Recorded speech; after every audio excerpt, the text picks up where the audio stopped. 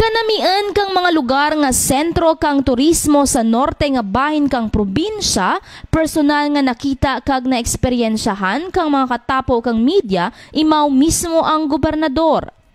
Malumpati it Pandan, mararisan kang Kulasi, Tibiao Eco Adventure Park kag Fish Pa kang Tibiao. Amudya ang ginapabugal kang norte nga bahin kang probinsya.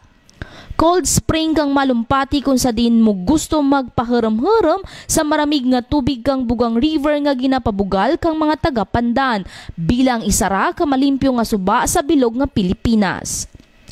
Mararisan Island, ginahambal nga Maldives of Asia.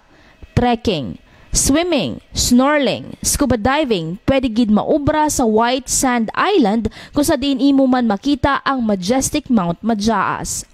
Tibiao Eco Adventure Park, Kawa Hot Tub, Zipline, Kayaking, Bugtong Bato Falls, kag Fish Pa ang pwede gid ma-eksperyensya kang mga turista sa Tibiao.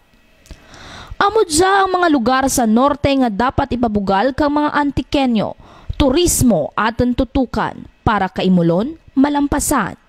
Para sa Ko Patrol, Sheila Bass.